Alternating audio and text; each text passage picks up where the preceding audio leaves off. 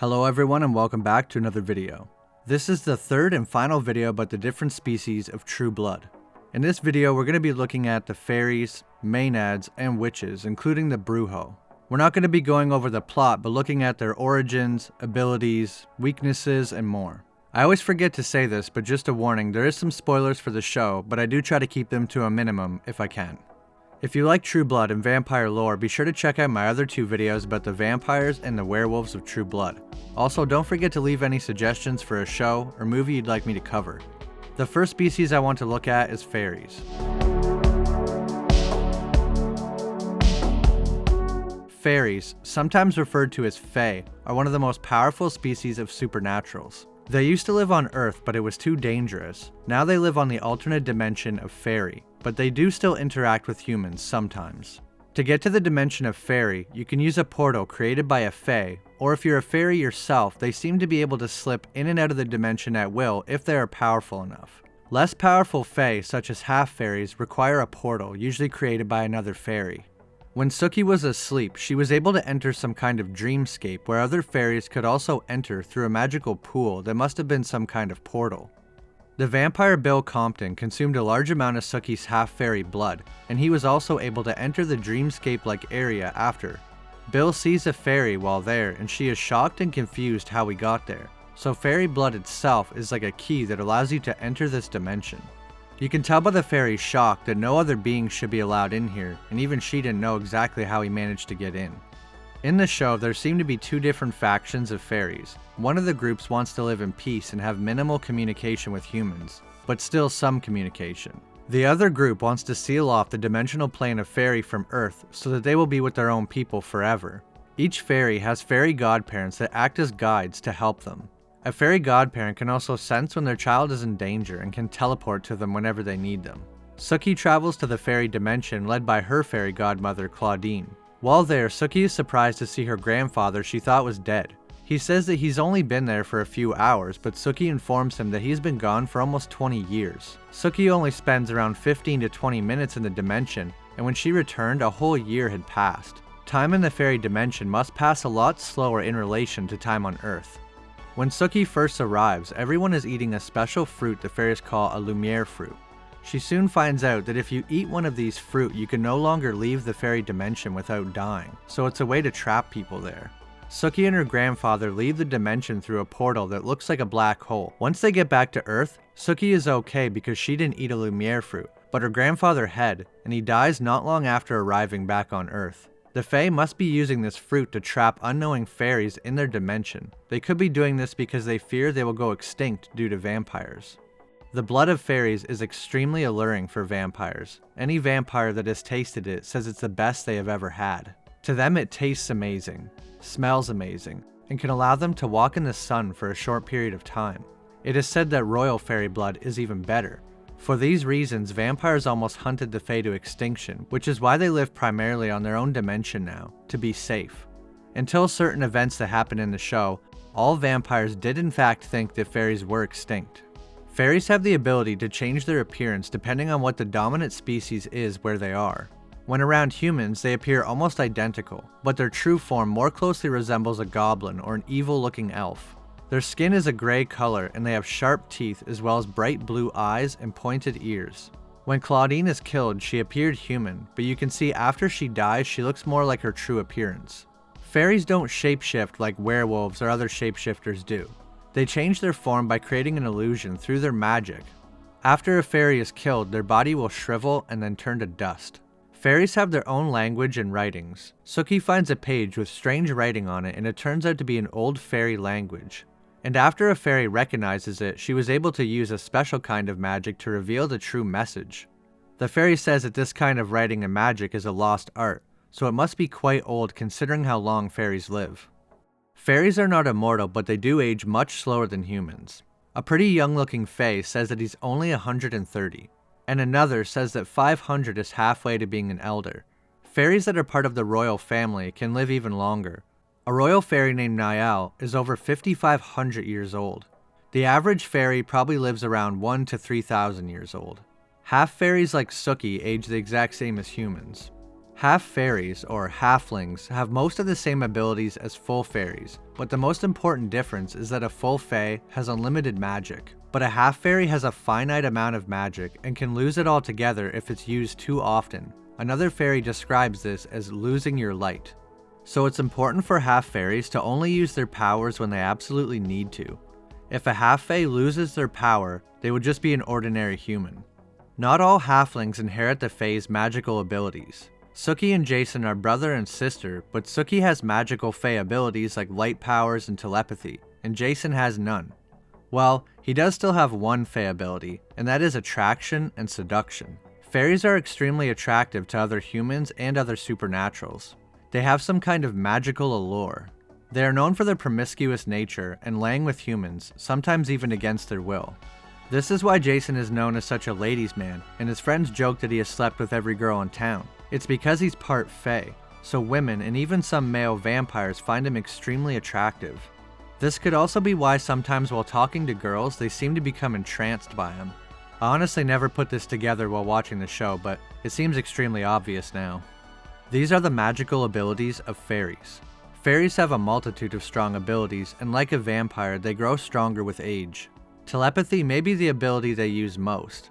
They can hear the thoughts of anyone around them, including other supernaturals, except vampires. Because vampires are dead, they have no brainwaves or electrical impulses, so their minds can't be read. Which kind of implies somehow fairies can read brainwaves. Weird. Sometimes Sookie becomes overwhelmed by voices and has to concentrate to block them out. As well as hearing people's thoughts, they can also enter people's dreams. This is how Sookie's fairy godmother first came to her. Fairies can perform general magic that any human witch could perform, but it's stronger when a fairy does it because magic flows through them easier. They have also been seen reversing spells that have been cast on people. A witch cast a spell on someone, but Sookie was able to easily break the spell with no incantation like a human witch uses. Fairies also have the power of light and electricity. They're able to produce beams of light from their hands and can send people flying and render them unconscious. This power is especially useful on vampires. Some fairies are seen being able to produce a kind of lightning. Their light abilities are described as being nature itself, and depending on the time of day, the light will be a different color, usually more blue at night. Another offensive ability involving light is their ability to throw these kind of light bombs that explode like grenades. The next ability is psychometry. Basically, it's the ability to touch an object or place and then know the history. Fairies are able to access the past by tapping into the energy of the universe. With an object, they can even read the minds of anyone who was present at the time. Sookie wanted to know how her parents died, and they were able to go to the place and see what actually happened, like a flashback. Full-blooded fairies can teleport anywhere at will, including other dimensions, and not just the fairy dimension. Sookie's fairy godmother was able to appear at will whenever she wanted, as well as being able to teleport Sookie to another dimension with her. Full fairies can teleport other fairies or humans to other dimensions, and can even banish them there. But halflings are not capable of teleportation. It's also not clear how many of these dimensions exist. Fairies are capable of making a magical vow or promise. After making the vow or promise, the fairies, or fairy and human, touch fingers and their fingers will glow.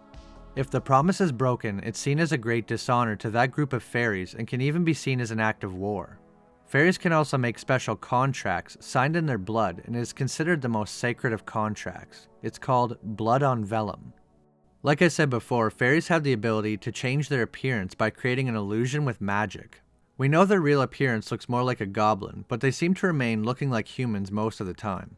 This ability to create illusions is probably the same ability they use to make the fairy realm look more appealing to Sookie and the other half fairies. Fairies are also able to create their own small alternate dimensions. We see this with the special fairy nightclub called Hot Wings. It is an invite-only nightclub that some humans are invited to, such as the mayor of Bonton. But these humans don't know that they are fairies, and they are always brought to the club with blindfolds on so they don't know where it's located. The club also serves as a safe house for fairies and halflings trying to escape vampires. The club is located in the middle of a field in Louisiana. The club is completely invisible to humans and other supernaturals. It can only be seen by fairies or those with fairy blood. Only a very strong fairy can create these miniature alternate dimensions. In fact, it probably takes multiple fairies to do this. There is another special fairy ability that's called Supernova. This special ability is unique to the Stackhouse bloodline. It allows them to channel their light into a giant ball like a supernova, and when it explodes, it will kill any nearby vampire. So it's kind of like a spirit bomb from Dragon Ball Z. Fairies don't have any specific weaknesses. They age much slower and might have slightly increased resilience, but they can be killed the same way that any human could.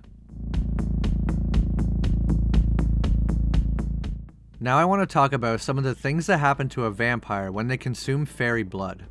Fairy blood smells extremely attractive to all supernaturals, especially vampires. Jessica described the blood of a fairy smelling like cotton candy and other sweets. Because their blood has magical properties meant to attract people, it's possible that their blood could smell different to everyone.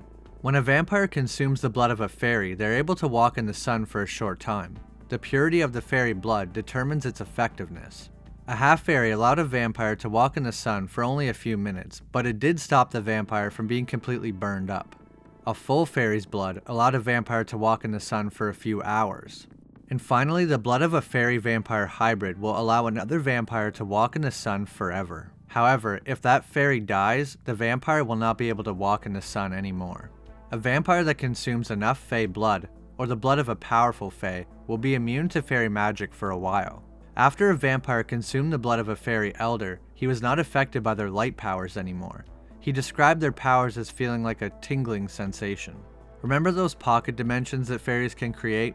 Well, after a vampire consumed fairy blood, he was able to perceive the dimension just like a fairy would be able to. Fairy blood can even temporarily keep a vampire alive after being staked, but vampires must be careful because if they consume too much fairy blood, it will cause them to become intoxicated and act like they are drunk. Here are some other interesting facts about fairies. Full fairies and halflings do not have a blood type. Sookie is a half fairy, and when she's injured, they brought her to the hospital, but the doctors said they could not establish a blood type. It's possible fairies have their own special blood type. Their blood is said to contain mercury, neon, titanium, and francium. It is implied by a fairy that the gestation period of a fae baby is only a few weeks. We see a fairy that is almost due, but she's only been pregnant for 2 to 3 weeks. As long as the mother is fae, the baby will mature very fast. A half-fae will also mature faster than a human, but only if the mother is fae. If the mother is human, like in Sookie's case, the human will develop as normal. One other interesting fact about fae babies is that full fae or half-fae born from a fairy mother won't have an umbilical cord. And fairy mothers experience pleasure instead of pain while giving birth, which could explain why this fae has 17 sisters. Fairy mothers consume salt while they are pregnant because they say it causes their light to break and it will begin the birthing process. Fairies can be turned into vampires, but as far as anyone knows, this has only been done once. Warlow is the only known fairy vampire, and he was turned by Lilith herself, the first ever vampire, rumored to be created by God. Fairy vampire hybrids are possibly the strongest of any supernatural species. The combination gives them almost all the positives of both races with little drawbacks. Fairy vampire hybrids are not technically dead like other vampires, which means their body is warm to the touch and they can still eat normal food if they want. They can walk in the sun and are immune to silver. Fairies live for an extraordinary long time, but fae vampires are truly immortal just like regular vampires. A royal fairy named Niall is over 5,500 years old and appears to be an old man, but Warlow is the same age and appears much younger. Fairy vampire hybrids have all the increased strength and speed of a vampire, but can also use all the magical abilities of a fairy. Well, that's it for the fairies. Now we can talk about the witches, including the Brujo.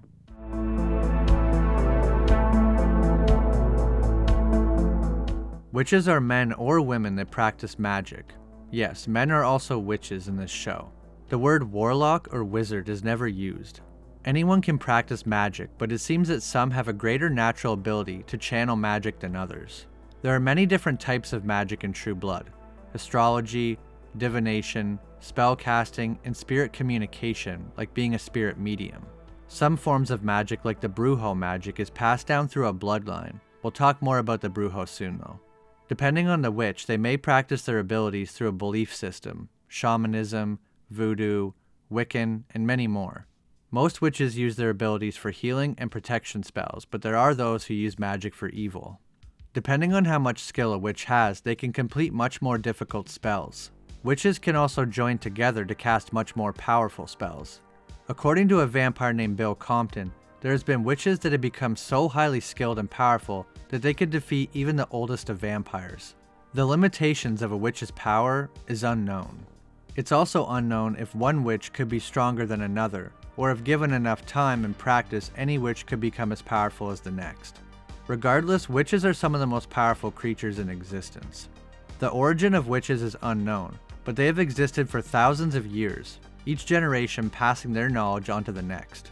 Some witches channel their power from demons or dark places, but other witches, including Wiccans, channel their magic from nature. According to a witch named Marnie, witchcraft is older than vampires, and they have tried to suppress powerful magic, possibly because vampires cannot perform magic. There has never been a vampire able to produce magic, so maybe only living creatures can perform it.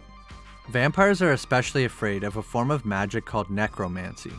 Necromancy is a form of magic that involves raising the dead as well as controlling them. And because vampires are technically dead, they are susceptible to this form of magic. The Spanish Inquisition was mostly led by vampires under false pretenses. They condemned people for witchcraft, but in reality they just needed people to feed on. Unfortunately for the vampires, one of the women they had procured to feed on was a practitioner of necromancy. But while on the stake, she used her magic, with some others joining in, and forced all vampires within 20 miles to walk into the sun, killing them. This is known as one of the worst events to happen to vampires, and it's why vampires fear necromancy so much. The witch who casted the spell, named Antonia, said that she was a healer and she only turned to the dark art of necromancy to save the people in her village from dying and sickness. These are some of the spells and abilities that witches perform. Through spellcasting, they can perform telekinesis, lifting objects with an unseen force. Elemental magic, able to control air, earth, fire, and water. Mind control, able to manipulate and control other humans, and vampires when they use necromancy. The power to take away memories and even place false ones. They can astral project, able to separate from their physical body and appear in another location. They also have the ability to call on spirits and have them appear. This is called spirit summoning. They have a lot of wards and protection spells. This is the ability to create force fields that cannot be entered. They can place protection spells on locations or specific people. Necromancy can be used to bring back animals and humans from the dead. It can also be used to kill and completely control vampires.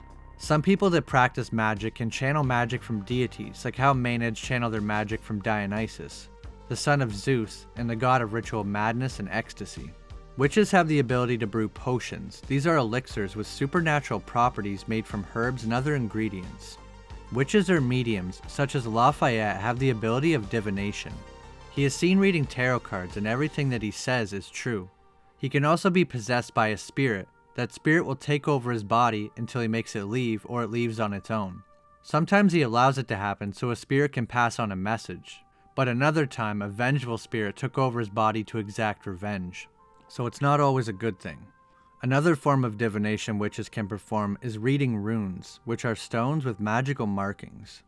They can also perform a magic known as scrying. The most common form of this would be looking into a crystal ball. It's being able to see future events through reflective surfaces. Depending on the kind of surface used, you can see different things. Water is best for visions of everyday events. Metal or glass reveals things surrounding wealth and money. And finally, blood can be used to see things about life and death, such as when Marnie used a pool of blood and could see herself being shot. Witches often use magical objects to enhance their power. Amulets are used to protect someone from different kinds of harm, possibly magic or physical. Sometimes they use a double-edged ceremonial dagger known as an athame. This dagger usually has a black handle and is used to direct energy. It's often used in ceremonial magic by Wiccans, and these exist for real. Candles are also often used by witches to help amplify their spells. And of course, witches keep grimoires. These are books containing spells, rituals, incantations, magical recipes, and more. Witches don't have any specific weaknesses, but they are just human, so they can be killed quite easily. They are susceptible to other magic, and fairy magic seems to be stronger than the magic of a witch. Sookie barely knew what she was doing, but she was able to break a spell cast on Eric by a fairly powerful witch. Now we can take a look at the Brujo. It's a Latin thing. A special kind of witch seen in the show is a brujo. They are Spanish witches that receive their power from demons. As Jesus says, it's a dark magic. Jesus is a brujo and so is his father. His father says that this gift runs in their blood. Jesus uses his special brujo magic to break a spell that was cast by Marnie. To summon the brujo, he had to cut his arm and draw blood as a kind of offering. Jesus tells Lafayette not to take offense to anything that he says while he's transformed. He implies that once the transformation happens, it can be difficult to control himself. Marnie dies and comes back as a spirit and possesses Lafayette's body. Marnie is jealous of how strong the brujo is and attempts to steal his magic, and succeeds. Jesus says you can't trade magic like Pokemon cards, but after Marnie threatens Lafayette's life, he changes his mind. Marnie stabs him with a ritual dagger and Jesus seems to do something as well, and then a moment later, Marnie, who is in Lafayette's body, becomes a brujo. So it is in fact possible to pass the gift of being a brujo to someone else. But I don't think you would be able to do this with all forms of magic. Now we can talk about the final species, the Maenads.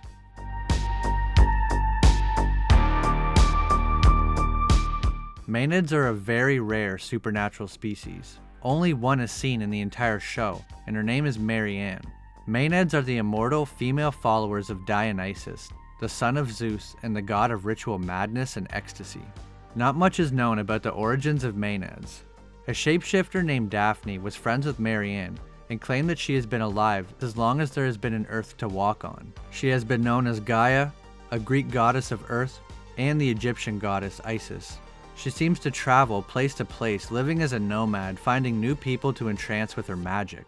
Maenads are apparently attracted by energy.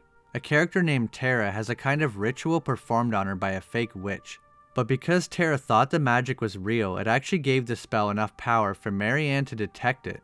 During the ritual, Tara sees a younger version of herself, but with black eyes. This is actually Marianne appearing to Tara through some kind of telepathy. Maenads are inspired by their god Dionysus to enter a state of madness and frenzy through dancing and intoxication.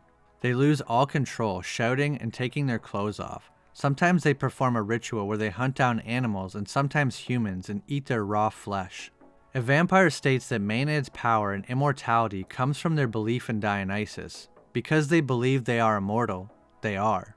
If somehow you were able to shake their faith and make them stop believing in Dionysus, they would be mortal again.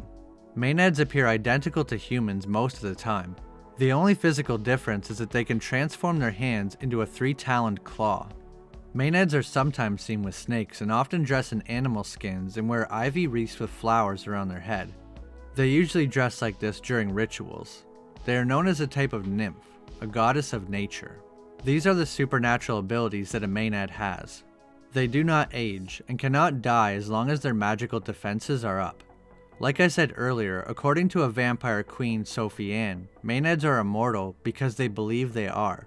Their beliefs alone gives their magic enough strength to make them virtually immortal. Marianne was only killed because Sam turned into a bull, which is the symbol of Dionysus, and he tricked her into thinking she had to sacrifice herself. Therefore, she let her magical defenses down and allowed herself to be killed. Marianne often has raving parties in the woods and sacrifices different animals and sometimes people to Dionysus. Maenads have great durability and healing abilities. Sookie used her Fey magic on Marianne, and it had little to no effect. When even a vampire as strong as Russell Edgington, who is almost 3,000 years old, is sent flying across the room. Marianne was also able to deflect a bullet with her bare hand. A vampire bites Marianne and she laughs while it's happening and is fully healed only a moment later. Vampires cannot feed on Maenads because their blood is a black, poisonous liquid. When a vampire drinks their black blood, it causes them to gag and choke on it. Maenads also have increased strength. Marianne was able to easily pick Sookie up off the ground with one arm. It's not exactly clear if Maenads are physically weaker or stronger than vampires though. They can, however, move with super speed. Marianne was able to move so fast that even a vampire could not follow her with his eyes. Vampires can move extremely fast and have extremely fast reflexes to perceive other vampires, so the fact that a Maenad moved faster than he could see means that Maenads could be even faster than vampires or equivalent to a very strong vampire. Maenads have the ability to channel magic. Maenads can channel magic from humans and other supernaturals. When she uses this ability, she seems to start phasing or vibrating, causing her to look like she's glitching. She usually stands still and closes her eyes while doing this, so it requires some concentration, possibly similar to meditation. Maenads can channel others' magic, and they are also attracted by powerful energy, like how the ritual Tara went through attracted Marianne de Bontemps. Maenads are able to influence and control the thoughts and behaviors of humans. All humans around Marianne start to act crazy and euphoric when she affects them with her magic. Sometimes she does this by doing her meditative state, and other times she can do it by dancing and interacting with the humans. While under the effects of a Maenad, people are shown having solid black eyes. When people are in this state and have black eyes, they are under Marianne's control. She is able to control them and make them feel extreme pain if they disobey her in any way. After this trance-like state ends, people don't remember what they did while under the effects. Maenads cannot affect other supernaturals with this magic. Sookie, who is a halfling, and Sam, who is a shapeshifter, are not affected by magic Marianne uses to make everyone else act crazy. However, Maenads can channel shapeshifters and most likely other wares and force them to shift into their animal form. It's not clear how long a shifter is stuck in animal form after a Maenad forces them to shift. Also, when Marianne forces Sam to shift, he takes the form of his go-to shift, which is a dog. But I wonder if it would be possible for a Maenad to force a shapeshifter to turn into a bug and then step on it. Maybe. In the books, Maenads have limited control over vampires, but they are able to afflict them with something called the madness infection. This makes a vampire basically go insane and act like a beast, killing and attacking uncontrollably. There is no cure for the madness infection, and the vampire must be staked. Maenads have the ability to change their hands into powerful 3-taloned claws. These claws can be used to cause a lot of damage. But not only that, they are also poisonous. According to the doctor in the show that helps Sookie after she is attacked, the poison of a Maenad works similar to the poison of a Komodo dragon, but more effective. Proper medical treatment must be used because not even vampire blood can heal someone wounded by a Maenad. Vampire blood has extremely powerful healing abilities, able to bring people back from the brink of death, but cannot save someone from Maenad poison. In fact, when Bill tries to give Sookie some of his blood to help, it causes her to have a seizure. Real Komodo dragons actually do not have poison, they have venom, but the effects are still probably similar to that of a Maenad. The effects are inhibition of blood clotting, lowering of blood pressure, muscle paralysis, and hypothermia. Maenads might also have the ability of aerokinesis. While mind controlling a group of people, unexpected gusts of wind are seen all around. It's possible due to their connection with nature that they could also have some control over elements just like regular witches do, but it's also possible that this was just a random byproduct of using her magic. Maenads don't really have any weaknesses, but I guess you could say that their biggest weakness is also their biggest strength, their belief. As long as they believe in Dionysus and that they are immortal, they will be. But if their faith wavers at all, or they're tricked, they can be killed. Well, that's it for my video on the fairies, witches, and Maenads, and that's also it for my trilogy of videos on the species of true blood. Before making the first video on this show, I'd never seen it before, so I had a lot of fun exploring the supernaturals. There are some really interesting creatures and magical abilities. True Blood has to have the most lore of any vampire show I've seen. Having all the books to back up the 7 seasons adds a lot of material to look at. Fairy Vampire Hybrid is probably my favorite species from the show. Too bad there was only one of them. If there's any other shows or movies you'd like me to cover, then please let me know in the comments. I know I'm going to be covering Buffy sometime soon because you guys have requested it like crazy and I've never seen it, so I'm kind of excited to check it out. Leave a like if you enjoyed, and don't forget to subscribe if you haven't. I really appreciate it. Thanks so much for watching, and I'll see you in the next video.